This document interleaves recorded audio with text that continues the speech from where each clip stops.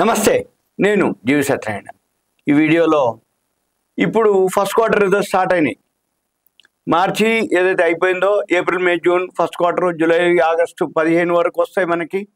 ఇప్పుడు నేను చెప్పబోయేది ఏమిటి అంటే, ఎప్పుడైతే యాన్యువల్ రిజల్ట్స్ అయిపోయి ఫస్ట్ క్వార్టర్ రిజల్ట్స్ వస్తున్నాయో, కంపెనీల యొక్క స్ట్రెంగ్త్ని బట్టి, కంపెనీలో రిజర్వ్ని బట్టి, కంపెనీలు బోనస్లు కానీ, కంపెనీ స్ప్లిట్టింగ్లు కానీ, కంపెనీ ఏదైతే ఉందో అవన్నీ ఇవ్వడం జరుగుతుంది. ఇప్పుడు ప్రజెంట్ లేటెస్ట్ హెచ్డిఎఫ్సి బ్యాంకు 19వ తారీఖు బోర్డు మీటింగ్ తోటి బోనస్ని ఇష్యూ చేసే ఆలోచనలో ఉన్నారు. ఏదైతే ప్రైవేట్ రంగం అంటే public sector bank highest number 1 bank state bank of India. Private sector బ్యాంకులో నెంబర్ 1 బ్యాంకు హెచ్డిఎఫ్సి బ్యాంకు, తర్వాతనే ఐసిఐసిఐ, మిగతా బ్యాంకులు. అయితే ఈ హెచ్డిఎఫ్సి బ్యాంక్ ఏదైతే ఉందో 19వ తారీఖు బోర్డు మీటింగ్లో వాళ్ళు బోనస్ షేర్ల మీద డెసిషన్ తీసుకుంటారు. ఈ బోనస్ ఏదైతే ఉందో ఇది ఫస్ట్ టైం అనమాట, ఏది హెచ్డిఎఫ్సి బ్యాంక్ ఇష్యూ చేయటం. ఇప్పుడు ఈ Q1 రిజల్ట్స్ వస్తాయి, అవి కూడా 19వ తారీఖు బోర్డు మీటింగ్ రోజు అనౌన్స్ చేస్తారు. ఇప్పటికీ అది ఆల్ టైమ్ హైకి రావడం జరిగింది, న్యూ హైలో ఉండటం జరిగింది. మళ్ళీ హెచ్డిఎఫ్సిలోంచే ఇప్పుడు హెచ్డిబి వాళ్ళ గ్రూప్ కంపెనీ నుంచి హెచ్డిబి ఫైనాన్షియల్ పబ్లిక్ ఇష్యూకి రావడం జరిగింది. తర్వాత ఇప్పుడు వాళ్ళు ఏదైతే బిఎస్సికి సమర్పించినటువంటి ఫైలింగ్లో బోనస్ షేర్ల గురించి, ఇంటీరియం డివిడెండ్ గురించి వాళ్ళు డిస్కస్ చేస్తాం బోర్డు మీటింగ్ అని 19వ తారీఖు అనౌన్స్ చేయడం జరిగింది. దీంతో ఇది ఆల్ టైమ్ హైలో ఉంది ఇప్పుడు మార్కెట్లో ఈ షేరు. అయితే ఇప్పుడు మనం చూడవలసింది ఏంటిదంటే, ఇది ఒక్కొక్క షేర్ పైన 22 రూపాయలు, అంటే లాస్ట్ త్రైమాసికంలో. బ్యాంక్ షేర్లు కూడా ఈ మధ్యకాలంలో బాగా పెరగడం జరిగింది, ఎందుకంటే ఎన్పిఎల్ బాగా తగ్గిపోయినాయి, నాన్ పర్ఫార్మింగ్ అసెట్స్ తగ్గిపోయినాయి. ఎందుకు తగ్గిపోయినాయి అంటే బ్యాడ్ డెట్స్ అని ఒకటి ఉంటుంది, బ్యాడ్ బ్యాంక్ అంటాం. బ్యాడ్ బ్యాంక్ అంటే ఈ అప్పులు, మొండి బాకీలు ఏవైతే ఉన్నాయో ఈ బ్యాడ్ బ్యాంక్కి అప్పచెప్తారు. ఈ బ్యాడ్ బ్యాంక్ పని ఏంటంటే ఒక 20% సర్వీస్ ఛార్జెస్ తీసుకొని మిగిలిన వసూలు చేసి ఆ బ్యాంక్కి అప్పచెప్తుంది. అందుకని మొండి బాకీలు, రాని బాకీలు తగ్గిపోయినాయి. రెండోది, ప్రైవేట్ బ్యాంకులు అయితే అసలు అప్పు ఇచ్చేటప్పుడే 36 ఆలోచించి ఇస్తారు, అంతే తప్ప మామూలుగా ఇవ్వరు. కాబట్టి అసలు ప్రైవేట్ బ్యాంకులల్లో రాని బాకీలు, మొండి పద్దులు, ఈ ఎన్పిఏలు నాన్ పర్ఫార్మింగ్ అసెట్స్ ఏవైతే ఉన్నాయో ఈ మొండి పద్దులు అవన్నీ చాలా తక్కువ ఉంటాయి అన్నట్టు. ఏదో నెగ్లిజిబుల్ ఉన్నా కానీ దాని మందానికి సెక్యూరిటీస్ ఉంటాయి కాబట్టి పెద్దగా ఉండవు అన్నట్టు, లేవనుకున్నట్లే ఉంటాయి. కొంచెం ఉంటుంది కాబట్టి బాగా తగ్గిపోయినాయి ఈ మధ్య కాలంలో.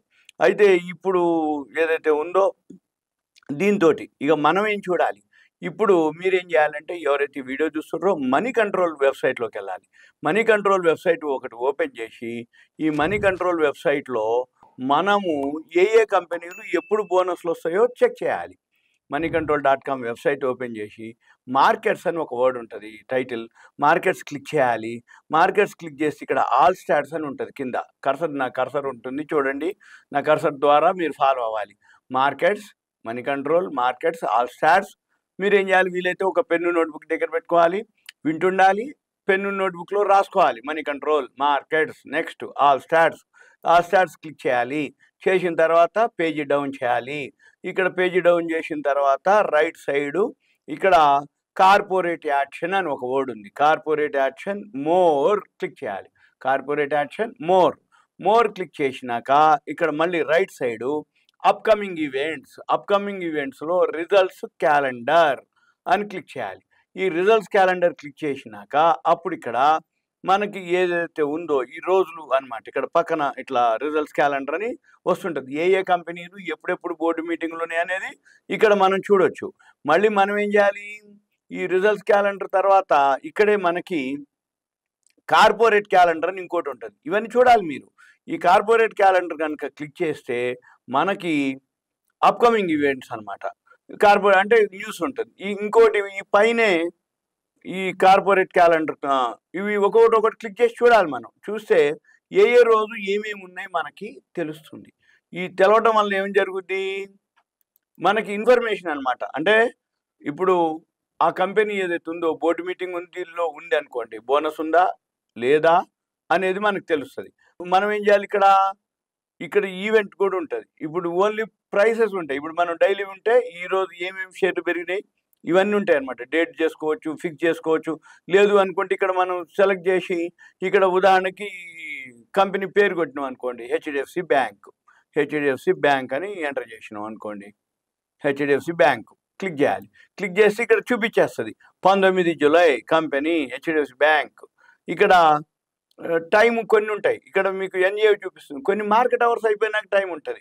ఇక మనం ఏం చూడాలి? మార్కెట్ అవర్స్ అయిపోయినాక చూసుకునేటట్టు ఉంటది. అంటే ఏంది నెక్స్ట్ డేకి ఎఫెక్ట్ వస్తది. అయితే మరి కొన్ని మార్కెట్ అవర్స్‌లో కాకుండా మార్కెట్ అవర్స్ తర్వాత ఎందుకు చూపిస్తాయి? అంటే అవి ఏం చేస్తాయంటే రాత్రిపూట అమెరికా మార్కెట్లు ఓపెన్ అయితాయి. అక్కడ కోసం అన్నమాట. అంటే ఏడీఆర్‌లు ఉంటాయి. మన కంపెనీలు, మన షేర్లు 3:30 వరకు ఇండియా మార్కెట్‌లో ట్రేడింగ్ జరిగితే సాయంత్రం పూట అమెరికా మార్కెట్‌లో ఏడీఆర్ అమెరికన్ డిపాజిటరీ రిసీట్స్ అంటాం. ఇక్కడ రూపాయల్లో, అక్కడ డాలర్‌లో. ఇక్కడ సాయంత్రం 3:30 తర్వాత రిజల్ట్స్ వస్తే, ఆ రిజల్ట్స్‌ని బట్టి రాత్రిపూట అమెరికాలో ఆ షేరు పాజిటివ్ అయిందనుకోండి, తెల్లారి పొద్దున మళ్ళీ మన మార్కెట్‌లో పెరుగుతది ఆ షేరు. అందుకోసం ఫస్ట్ ఏంది ఏడీఆర్‌లో పెంచుకోవటం కోసం అనుకోండి, లేకపోతే ఏడీఆర్ ఎఫెక్ట్ కోసం అనుకోండి, 3:30 తర్వాత రిజల్ట్స్ వస్తాయన్నమాట. చాలా కంపెనీలు మనం చూడాలి. వాళ్ళు టైము ఉదయం ఇస్తుర్రా, మార్కెట్ అవర్స్‌లో ఇస్తుర్రా, మార్కెట్ తర్వాత ఇస్తుర్రా అనేది చూడాలి. ఇక మళ్ళీ మనం ఏం చేయాలి? ఇక్కడ మీకు ఇదే కాకుండా ఇక్కడ మళ్ళీ పైనే ఎర్నింగ్స్ అని ఒక వర్డ్ ఉంది. ఎర్నింగ్స్.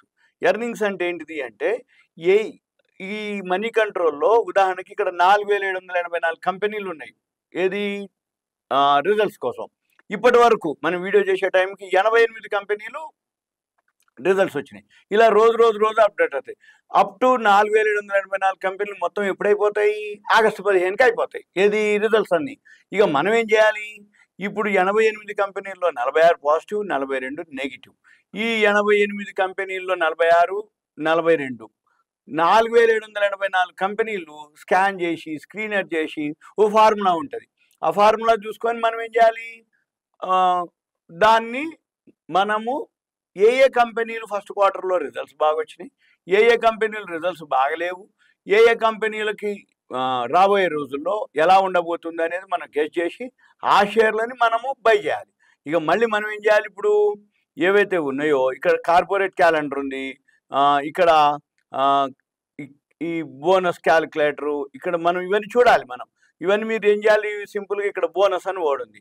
బోనస్ మీద క్లిక్ చేస్తే ఈ బోనస్‌కి సంబంధించిన ఇన్ఫర్మేషన్ ఉంటుందన్నమాట. మనం ఎంతసేపటికి ఏం చూడాలి ఇవన్నీ? ఏవైతే ఉన్నాయో దానికి సంబంధించిన ఒక్కొక్కటి క్లిక్ చేయాలి. ఒక్కొక్కటి క్లిక్ చేస్తే ఇక్కడ ఇన్ఫర్మేషన్ ఏదైతే ఉందో మనం దాన్ని ఫాలో కాగలిగితే ఓకే. ఎందుకంటున్నానంటే ఎప్పుడైనా గానీ ఈ మీకు ఇంకొకటి ఇంటర్నెట్ బాగా ఫాస్ట్ ఉండాలి. సిస్టమ్ ఫాస్ట్ ఉండాలి. అప్పుడు మీకు ఈ ఇన్ఫర్మేషన్ గానీ ఏదైతే ఉందో అప్డేట్ అయితుంటది. లేపోతే అంతగా మీకు లేట్ అయితుంటదనమాట. అంటే ఇన్ఫర్మేషన్ గానీ, అప్డేట్ గానీ, డౌన్‌లోడ్ కావటం గానీ అవన్నీ జరగవనమాట.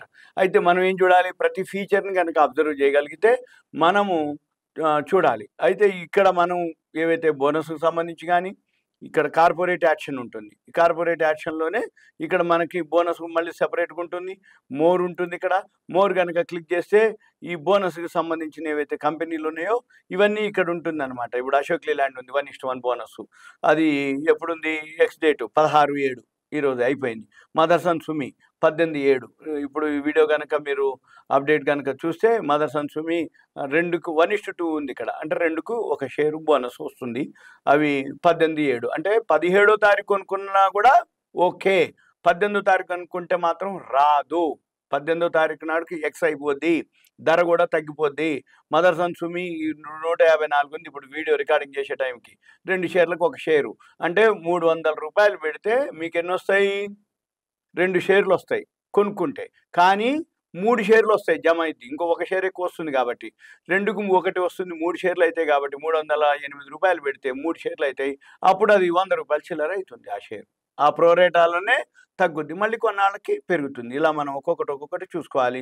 మీరు ఎంతసేపటికి ఏదున్నా ఇవన్నీ కూడా దయచేసి నాకు కాల్ చేయవద్దు. మీ పేరు, ఏరియా, వాట్సాప్ మెసేజ్ పెడితే బోనస్‌కు సంబంధించి రాబోయే రోజులు బోనస్ ఇచ్చేటటువంటి కంపెనీని ఎలా గుర్తుపట్టాలి, ఎలా చూడాలి అవన్నీ కూడా మీకు చెప్పటం గానీ, చేయటం గానీ జరుగుద్ది. మీ పేరు, ఊరు, వాట్సాప్ మెసేజ్ పెట్టి కంటెంట్ కూడా మెసేజ్ పెట్టాలి. ఎందుకు మీరు కాల్ చేస్తున్నారు, ఏది అడుగుదాం అనుకుంటుర్రని. అంతే దయచేసి ఉట్టిగనే హాయ్ అని పెట్టిర్రనుకోండి, హాయ్ అంటే నాకు తెలవదు. మీరు ఎందుకు చేస్తుర్రో, ఏం చేస్తుర్రో, మీ పేరేంటిదో, మీ ఊరేంటిదో ఉంటే ఓహ్!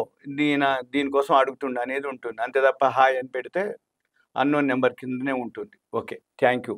సెలవు. ఇదంతా మీకు awareness, education, information, knowledge purpose మాత్రమే.